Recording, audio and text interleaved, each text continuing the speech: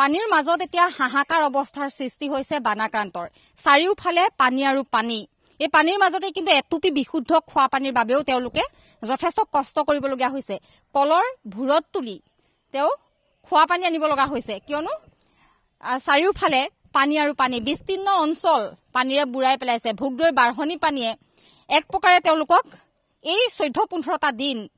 এক দুৰ্বিষহ জীৱন কটাবলৈ বাধ্য কৰাইছে পুনৰ ভোগদৈৰ জলস্তৰ বৃদ্ধি পাইছে যথেষ্ট চিন্তিত হৈছে কিয়নো এতিয়া য'ত উপস্থিত আছো এতিয়াও কিন্তু মোৰ এককাল পৰ্যন্ত পানী একাঠু পৰ্যন্ত প্ৰতিটো বাসগৃহতে এতিয়াও পানী চৌহদত পানী ওলাই যোৱা নাই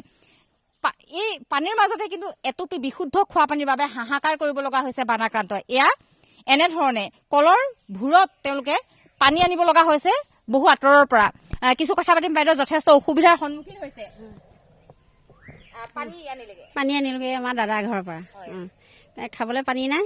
তাৰপিছত এতিয়া ভৰ হৈ থাকোঁতে আনি লৈছো ভুৰতে টানি আনি আছো চব কৰিব লাগিব সেয়া টিউবেলৰ ওচৰলৈ যাব নোৱাৰো পানী তলত সেইটো কাৰণে পানী এতিয়া গোটাই লৈছো ধুবলৈ পখালিবলৈ খোৱা পানী এনেদৰে গোটাব লগা হৈছে খোৱা পানী এনেকে গোটাবলগীয়া হৈছে হয় খোৱা পানী এনেধৰণে গোটাব লগা হৈছে জিলা প্ৰশাসনৰ ফালৰ পৰা এটা টিউবেলৰ ওচৰত ব্যৱস্থা কৰা নাই প্ৰথমতে আনিছিলে বুলি কোৱা শুনিছিলো আমি এইখিনিৰ পৰা ওলাই বহুত দূৰ ওলাই যাব লাগে সেইখিনিত পুতি থৈ নগলে সেইটো কাৰণে আমি এতিয়া এনেকে ঘৰে ঘৰে বিচাৰি আনি খাই আছো আনিবগে লাগে সদায় আনিবগে লাগে ৰাতিপুৱা গধূলি তেনেকে আনি খাই আছো দিছিলে বাৰু বটলৰ পানী বটলৰ সেয়াই নহয় মানুহৰ গৃহস্থৰ ঘৰত বহুত কণ পানী লাগে টিউবেলৰ ওচৰলৈ যাব নোৱাৰি নিজে ফিল্টাৰ কৰি ল'বলৈ সেইটো কাৰণে দিগদাৰ হয় এতিয়াও টিউবেল পানীৰ তলত বাইদেউ আপোনালোক ইমান দিনে পানীৰ তলতে যে আছে স্বাস্থ্য পৰীক্ষা কৰা হৈছে নে আপোনালোকৰ এদিন বহিছিলে কেম্প বহিছিলে LP স্কুলত আমাৰ 240 নং তাতে দেখুৱাইছিলে তাৰপিছত আকৌ নাই হোৱা খেতিও কৰিছিল নিশ্চয় ঘৰত সকলো গ'ল সকলো গ'ল ইয়াত ভাত কেৰেলা আছিলে তাৰপিছতে হেৰি জিকা আছিলে এনেকে কৰিছিল তৰৈ তাৰপিছত চব মৰি গ'ল আৰু এতিয়া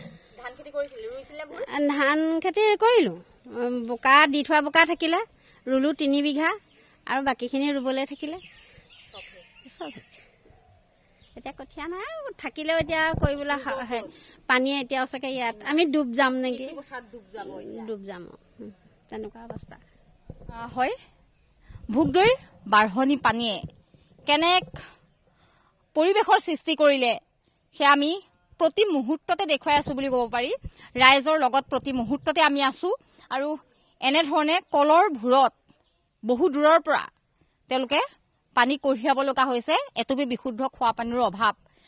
এইটো অঞ্চলৰ পৰা যদি জিলা প্ৰশাসন বা NGO দিয়া পানী আনিবলৈ তেওঁলোকে যায় প্ৰায় 1 কিলোমিটাৰ মান যাব লাগিব পানীৰ মাজতে কেনেদৰে যাব সেয়েহে কলৰ ভুৰত অত তত খোৱা পানী বিচাৰি এতিয়া তেওঁলোকে খাব লগা হৈছে এনে পৰিৱেশৰ সৃষ্টি হৈছে যোৰহাটৰ বহুকেইটা অঞ্চলত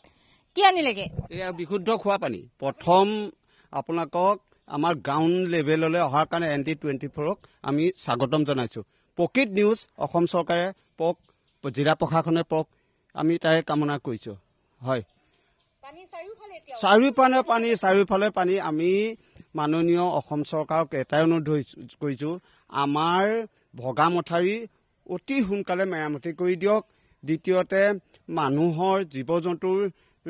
ৰিলিফ দিয়ক সেইটো আমি কামনা কৰিছো পানীৰ মাজতে অহা যোৱা বিশুদ্ধ খোৱা পানীৰ কাৰণে এয়া 1 কিলোমিটাৰ দূৰৰ পৰা আনিছো বিশুদ্ধ খোৱা পানী ফেৰিয়াত খেতি পথাৰ গ'ল হাঁহ কুকুৰা গ'ল চব গ'ল বান শুকোৱাৰ লগে লগে আমাৰ দুৰ্ভিক্ষ আহিব গোটেই গোন্ধ ওলাব চাৰিওফালে জীৱ জন্তু মৰি আছে সেই তাৰ গোন্ধ ওলাব এটা দুৰ্যোগ আহিব তাৰ লগত মোকাবিলা কৰিব লাগিব আগৰ পাইছিলো মোৰ এটা 50 years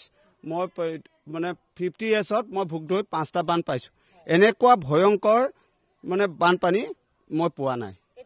এইটো প্ৰথম আগতে ভাগে ইমান পানী নহয় আৰু গুচি যায় চোতালত সোমাই তেনেকুৱা কথা এবাৰ ভয়ংকৰ বানপানী হয় নাই থাকিবলৈ ঠাই নাই মোৰ নিজৰ আইতা ঢুকালে আজি 5 দিন আজি এতিয়া বৰতত আছো আমি এতিয়া মানে আপোনাৰ 3জন মানুহে কলৰ ভুঁইত আপোনাৰ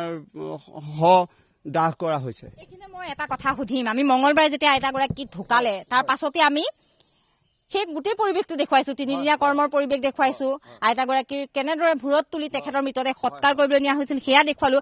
এই পানীৰ মাজতে আপোনালোক কেনেধৰণে আছে কোনোবাই সুধিছেনে খোৱাৰ অভাৱ বৰতত আছে বৰতত আছো জিলা প্ৰশাসনে আহিছে ৰিলিফ দিছে দিয়া নাই বুলি নকওঁ আহিছে জিলা প্ৰশাসন অহা না বিভিন্ন NGO আহিছে আপোনালোকৰ নিউজ চেনেল আহিছে আমি তেখেতসকলক ধন্যবাদ দিছো হয় হয় আচলতে ভয়ংকৰ এক ছবি ভোগদৈৰ বাঢ়নি পানী পূৰ্বেও বাঢ়িছিল কিন্তু এনে ভোগদৈৰ পানী কেতিয়াও বহা নাছিল এয়াই প্ৰথম এনেধৰণে আচলতে ভোগদৈৰ পানী বাঢ়িল আৰু তাৰ পাছতে বিস্তীৰ্ণ এলেকা বুৰাই পেলালে আজিও শোলমৰা এলেংমৰা মজিয়া ভেটি সেইকেইটা অঞ্চলত আৰু কেইবাটাও অঞ্চল সেইকেইটা অঞ্চলৰ ৰাইজে দুৰ্ভোগ ভুগিব লগা হৈছে আৰু ব্যক্তিগৰাকীয়ে এটা কথা উল্লেখ কৰিলে যে পানী শুকাব তাৰ পাছতে যি দুৰ্গন্ধ ওলাব আৰু এটা নতুন দুৰ্যোগৰ সৈতে তেওঁলোকে মোকাবিলা কৰিব লাগিব কিয়নো পানী শুকোৱাৰ পাছতেই বিভিন্ন জীৱ জন্তু ইয়াত মৰিছে তাৰ পৰা দুৰ্গন্ধ ওলাব কেনে পৰিৱেশৰ সৃষ্টি হ'ব আৰু সমুলঞ্চে তেওঁলোকৰ সকলো যিহেতু শেষেই হ'ল তেওঁলোকে কি কৰি খাব তাক লৈও চিন্তিত হৈছে পৰিয়াল পোহপাল কেনেদৰে দিব তাক লৈও চিন্তিত হৈছে কিয়নো ধান খেতি বাম খেতি সকলো ভোগদৈৰ বাঢ়নি পানীয়ে উটুৱাই নিলে পোহনীয়া পশুধন সকলো উটি গ'ল হাঁহ কুকুৰা সকলো উটি গ'ল ছাগলী কিছু লোকৰ মৰিছে এতিয়া তেওঁলোকে কেনেধৰণে বাকী কেইটা জীৱন কটাব তাক লৈ চিন্তা হৈছে আৰু জিলা প্ৰশাসন বা চৰকাৰলৈ কিছু সহায় কৰিবলৈ আহ্বান জনাইছে বন্যাক্ৰান্তই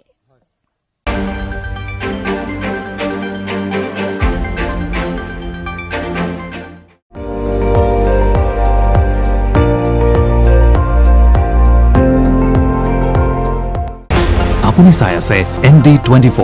সৰ্বশ্ৰেষ্ঠ নহয় সৰ্বোত্তমৰ দৌৰত